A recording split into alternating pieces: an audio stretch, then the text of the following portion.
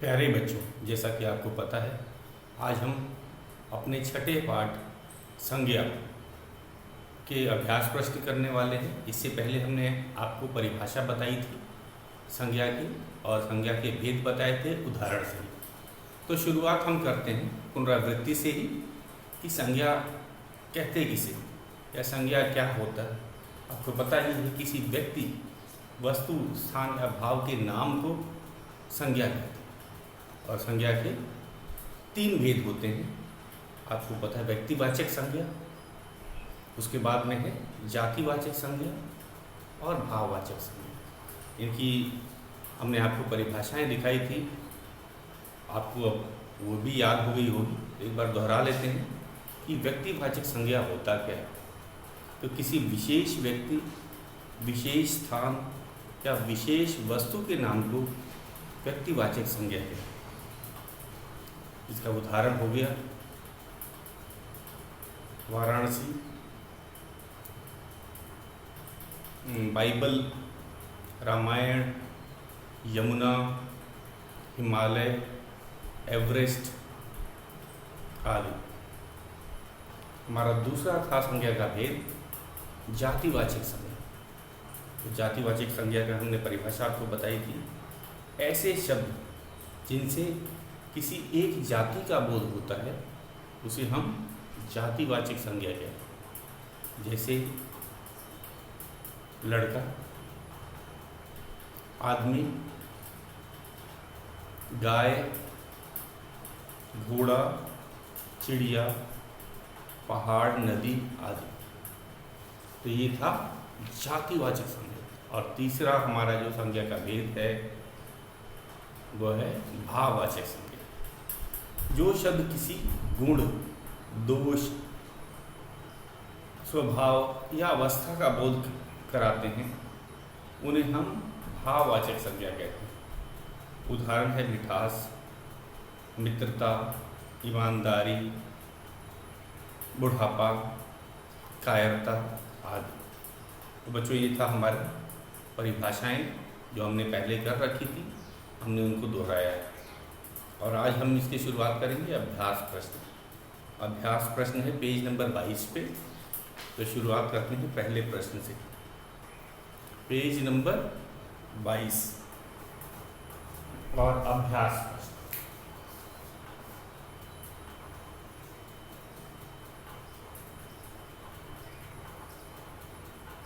अभ्यास प्रश्न है पहला प्रश्न। हमारा पहला प्रश्न है, नीचे लिखे वाक्यों में संज्ञा शब्दों के नीचे लाइन खींचो। तो वाक्य दिए जाएंगे, हमें इनमें से इन वाक्यों में संज्ञा शब्दों को पहचानना। तो पहले प्रश्न, नीचे लिखे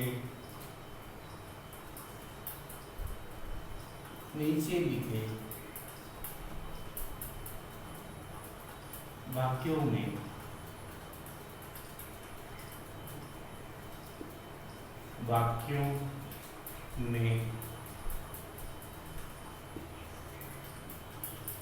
संज्ञा शब्दों के नीचे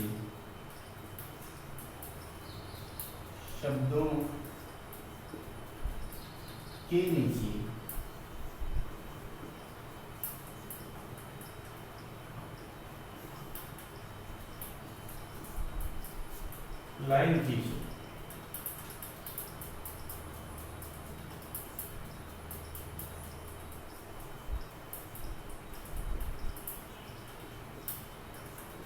तो ये था हमारा, मैं वाक्य लिखते जाऊँ। 4 वाक्य थे और इन वाक्यों में हमें संज्ञा शब्दों को पहचानना। तो पहला वाक्य है हमारा, गीता मेरी सहेली। वाक्य में लिखता हूँ पहले, गीता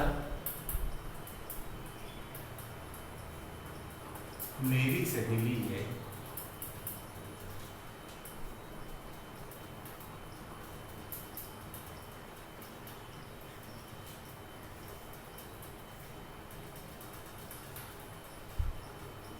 पूर्ण मिलाप। तो ये था हमारा वाक्य। अब हम संज्ञा शब्द की पहचान करते हैं। हमें पता है संज्ञा 3 प्रकार के होते हैं। तो इसके अंदर है गीता है व्यक्तिवाचक संज्ञा, क्योंकि किसी लड़की या महिला का नाम है। तो गीता क्या है? संज्ञा है। सहेली ये भी संज्ञा है, जातिवाचक संज्ञा, मैंने बताया था आपको।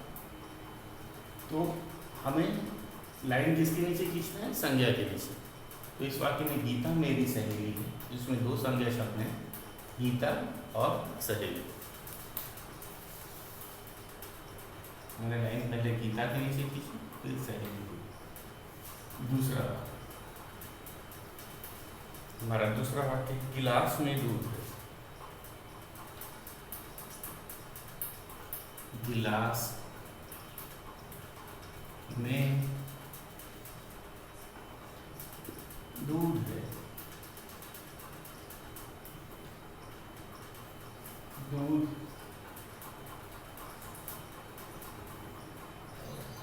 तो गिलास एक वस्तु है। मैंने बताया संसार में सभी वस्तुओं का कुछ ना कुछ नाम होता है, और दूध भी एक वस्तु है।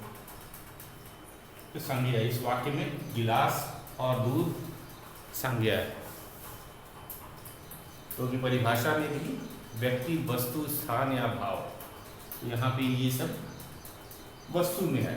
गिलास एक वस्तु है, दूध एक वस्तु है, और ये संज्ञा है। तो हमने इसके नीचे ही लाइन खींची। अगला हमारा प्रश्न है तीसरा वाक्य है,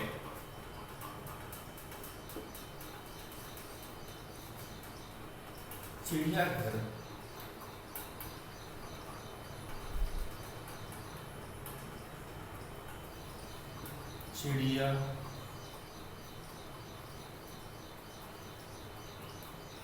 चिड़ियाघर में बहुत से जानवर हैं। बहुत से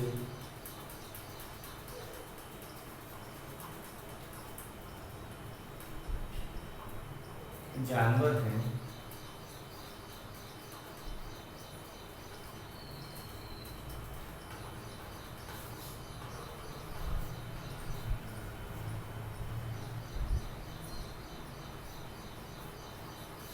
अब ये वाक्य है चिड़ियाघर में बहुत से जानवर। तो स्थान, चिड़ियाघर क्या है? स्थान। तो हमने इसको रेखांकित किया। और जानवर क्या है? ये भी जातिवाचक संज्ञा है, तो हमने उसको भी रेखांकित किया। चिड़ियाघर और जानवर दोनों को रेखांकित किया है। अब आ जाके हमारा चौथा वाक्य है, नानी ने काजल को कहानी सुनाई। तो इस वाक्य को भी लिख देते हैं। नानी ने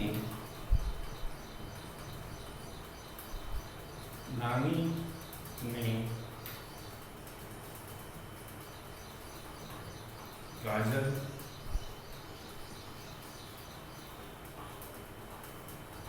को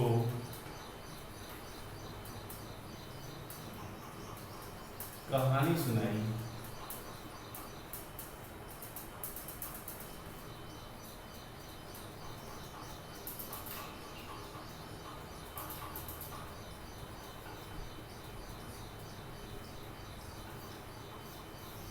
नानी ने काजल को कहानी सुनाई, ये है वाक्य।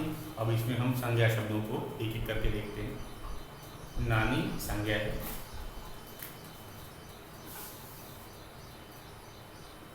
जातिवाचक संज्ञा, काजल व्यक्तिवाचक संज्ञा, तो संज्ञा का, और कहानी। तो इसमें 3 संज्ञाएं हैं इस वाक्य में। हमने तीनों को रेखांकित कर दिया है। तो फिर से एक बार हम अपने पहले प्रश्न को दोहरा लेते हैं, और आप इसे साथ साथ नोट भी करते जाइए। तो पहला वाक्य है हमारा, गीता मेरी सहेली है।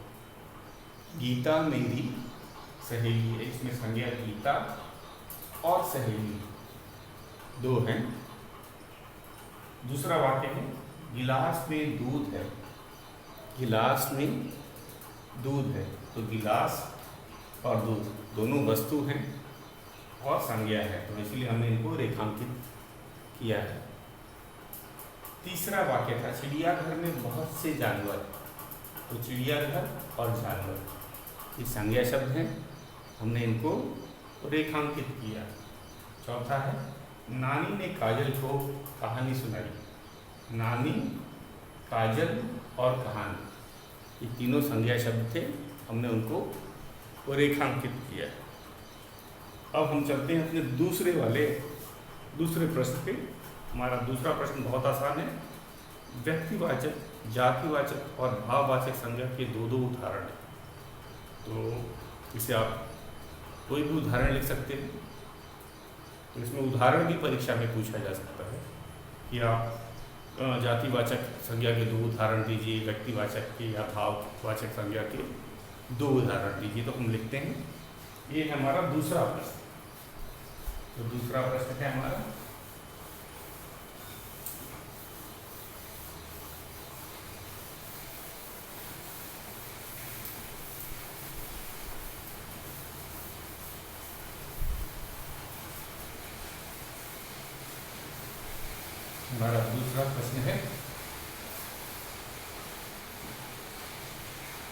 व्यक्तिवाचक, जातिवाचक और भाववाचक संज्ञा के दो उदाहरण हैं। प्रश्न है दूसरा व्यक्तिवाचक,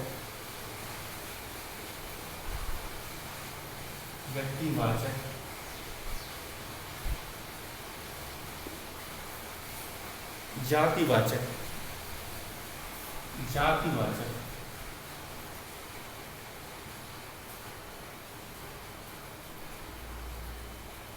और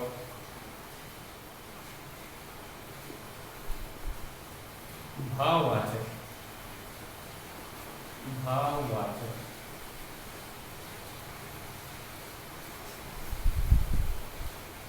संज्ञा के दो उदाहरण लिखो। संज्ञा के दो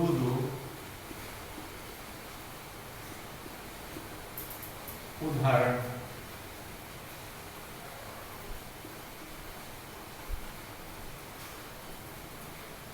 लिखो।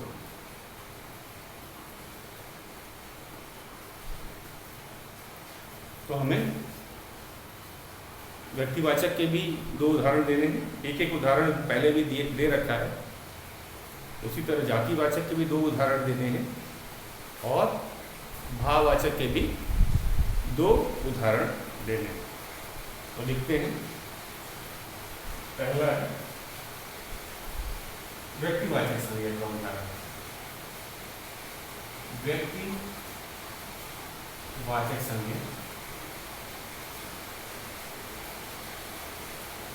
व्यक्तिवाचक संज्ञा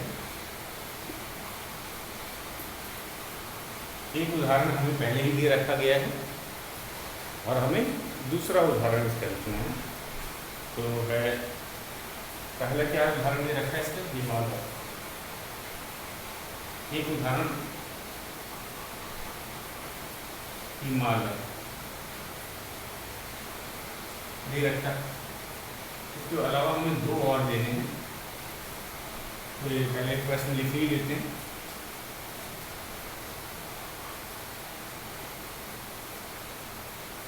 दूसरा है जातिवाचक संज्ञा। जातिवाचक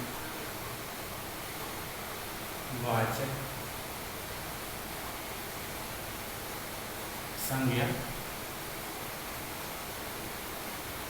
इसका भी एक उदाहरण दे रखा है, पुस्तक।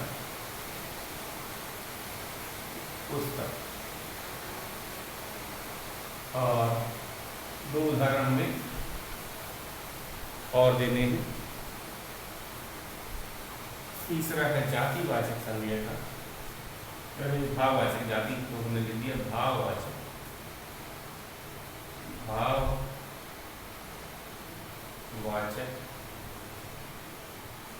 संज्ञा। तो ये थे, इनको रेखांकित कर देता हूँ।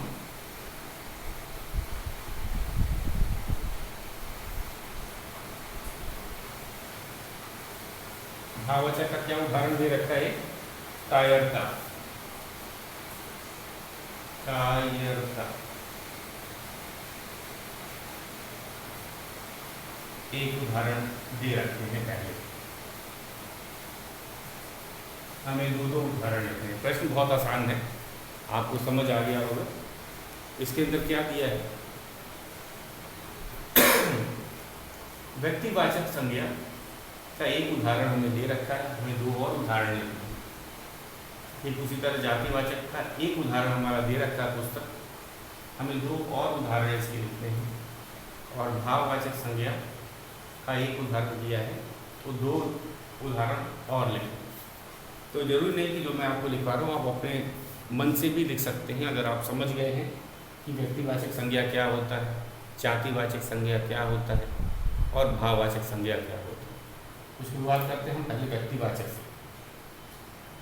हिमालय एक खास पर्वत श्रेणी का नाम है। दूसरा है व्यक्तिवाचक में इमारत का भी नाम, जैसे हवा महल। हवा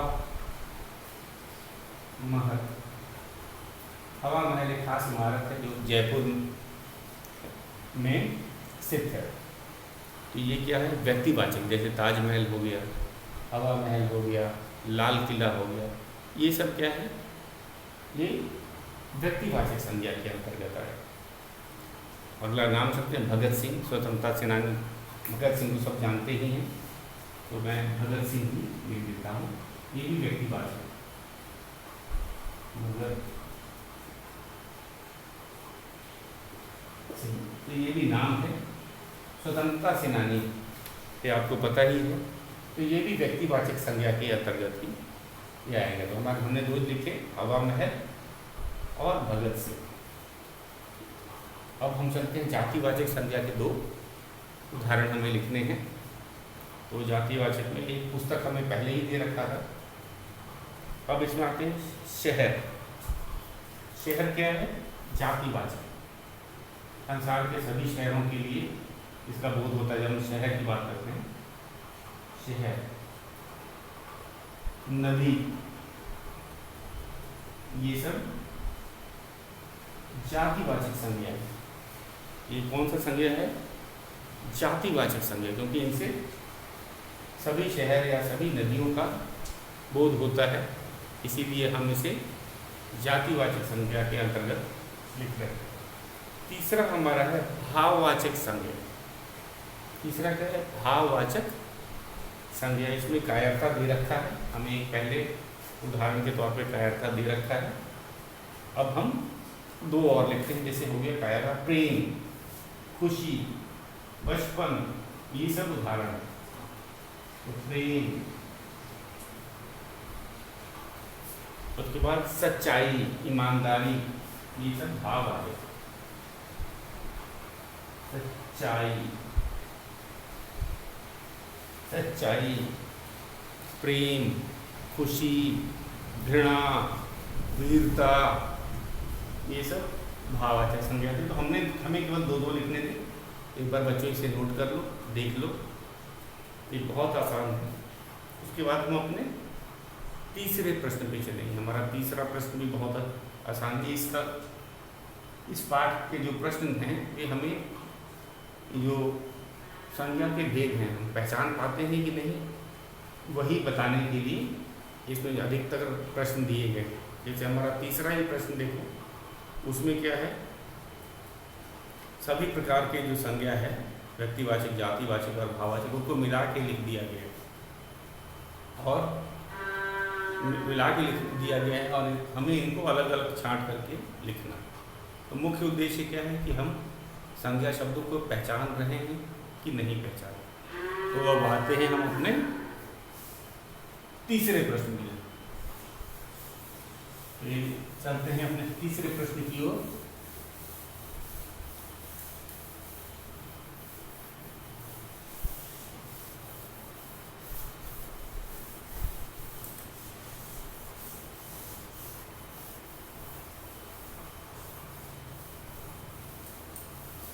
तीसरा प्रश्न है, निम्नलिखित संज्ञा शब्दों को उचित टोकरी में पहुंचाओ।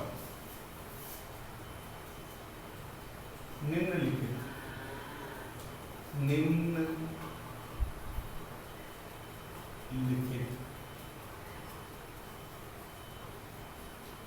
संज्ञा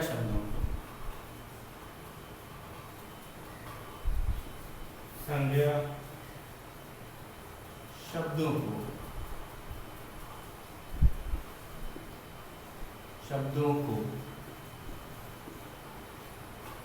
उचित टोकरी में पहुंचाओ। उचित टोकरी में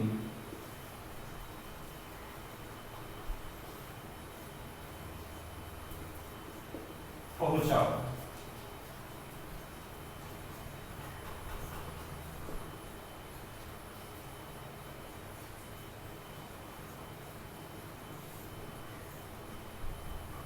तो इसमें संज्ञा शब्द नीचे दिए गए हैं और 3 टोकरियां बनाई हुई हैं। पहली टोकरी है व्यक्तिवाचक संज्ञा की, दूसरी टोकरी है जातिवाचक संज्ञा की और तीसरी टोकरी जो है भाववाचक संज्ञा की। पहले मैं शब्दों को तो लिख लूं। पहला शब्द है सावित्री। पहला संज्ञा शब्द है सावित्री।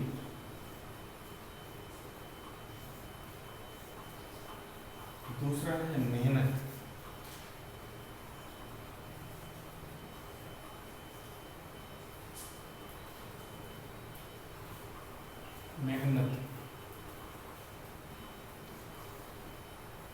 फिर है मंगलौर।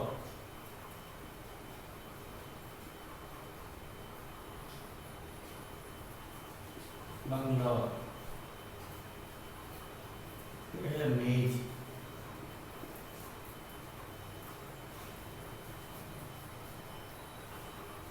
हंसी।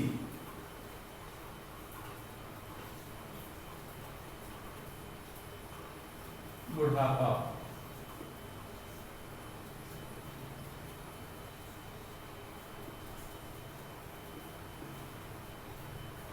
फिर है ऊंचाई।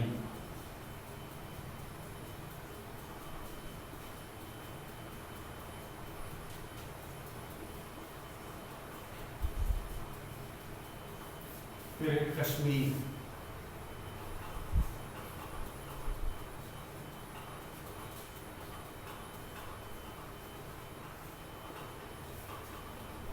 मशीन।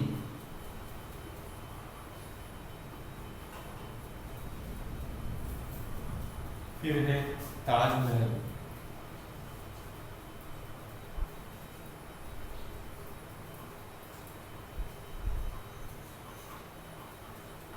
नदी। और अंतिम शब्द है हमारा गाय। कश्मीर, मशीन, ताजमहल, नदी, गाय।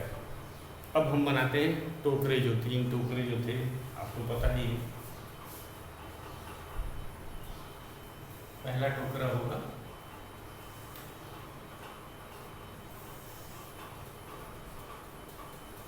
व्यक्तिवाचक संज्ञा। व्यक्तिवाचक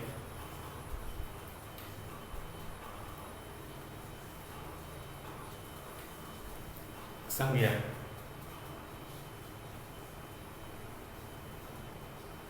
दूसरा भी एक और टोकरा है,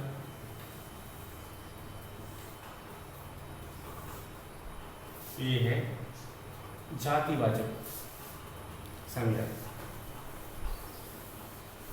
व्यक्तिवाचक, उसके बाद में आ गया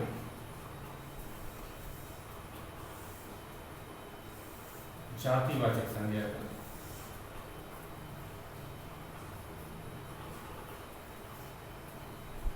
जातिवाचक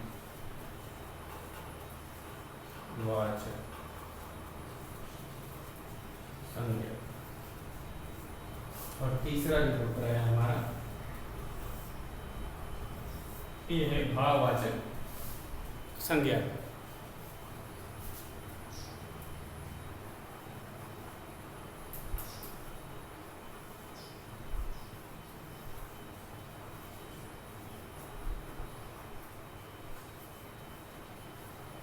तो ये बड़ा आसान है। हमें क्या करना है, एक एक शब्द को लेना है, एक एक शब्दों को चुनना है और उसको सही जो संज्ञा के भेद के टोकरे हैं, व्यक्तिवाचक, जातिवाचक और भाववाचक, उसमें लिखना है। तो एक एक शब्द हम चुनेंगे और धीरे धीरे उन्हें इसमें सही जगह, तो हमें छांटना आना चाहिए। इस प्रश्न का मुख्य उद्देश्य क्या है कि आप संज्ञा शब्द को पहचान जाओ कि कौन सा संज्ञा शब्द व्यक्तिवाचक संज्ञा है, कौन सा जातिवाचक और कौन सा भाववाचक संज्ञा है। तो संज्ञा शब्दों की हमें पहचान है कि नहीं भेद के अनुसार। तो शुरू करते हैं, एक एक करके लेते हैं। पहला नाम है, जैसे पहला शब्द है सावित्री। ये व्यक्तिवाचक संज्ञा है क्योंकि ये किसी का नाम है, किसी लड़की या महिला का नाम है। तो सावित्री लिखने के बाद हम इसे ठीक कर देंगे, हमने इसे कर लिया। अगला है मेहनत। मेहनत क्या होता है, भाववाचक संज्ञा है, तो हम इसमें लिखेंगे तो इसको लिखा मेहनत।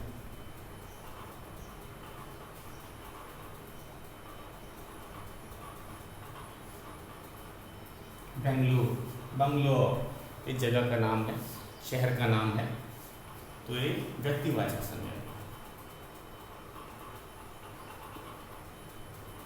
बंगलोर,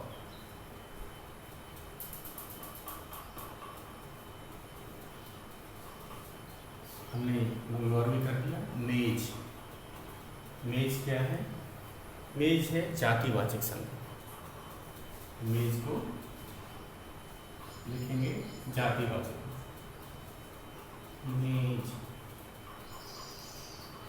हंसी, हंसी क्या है, भाव, तो हंसी को भाव के में लिखेंगे हंसी। बुढ़ापा, मैंने कहा था अवस्था भी आता है, अवस्था भी भाववाचक संज्ञा में आता है। जीवन की अवस्था होती है बचपन, जवानी, बुढ़ापा, तो इसे भी हम भाववाचक में लिखते हैं बुढ़ापा।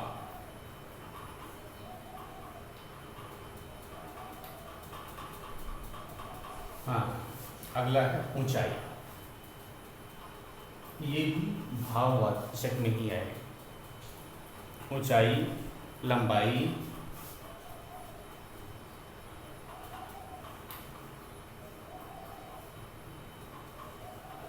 ऊंचाई, ये भी भाववाचक संज्ञा के अंतर्गत आएगा। अगला है कश्मीर। ये स्थान है और खास स्थान की बात है तो ये व्यक्तिवाचक है। कश्मीर, कश्मीर हमने व्यक्तिवाचक संज्ञा में लिखा है। आगे चलते हैं, कश्मीर भी हमने कर लिया। जो जो कर रहे हैं उस पर टिक का निशान लगा रहे हैं। मशीन, मशीन जातिवाचक, मशीन, सभी मशीन का बोध होता है जब हम नाम करें, कोई खास मशीन की तो बात नहीं कर रहे, तो मशीन भी आएगा जातिवाचक संज्ञा। ताजमहल, ताजमहल ये है व्यक्तिवाचक संज्ञा। ताज महल, ताजमहल भी व्यक्तिवाचक संज्ञा में आएगा। नदी, नदी जातिवाचक, सभी नदी का बोध हो रहा है तो हमने इसे जातिवाचक में लिखा है। और अंतिम वाला है जो गाय, गाय भी जातिवाचक संज्ञा, गाय। तो बच्चे ये था हमारा तीसरा प्रश्न जो कि बहुत आसान था। इसमें हमने संज्ञा शब्दों को व्यक्तिवाचक, जातिवाचक और भाववाचक में छांट करके अलग अलग लिखा है, तो ये आप बड़े आसानी से कर लेंगे। तो बच्चों आज के लिए इतना ही, शेष हम कल करेंगे।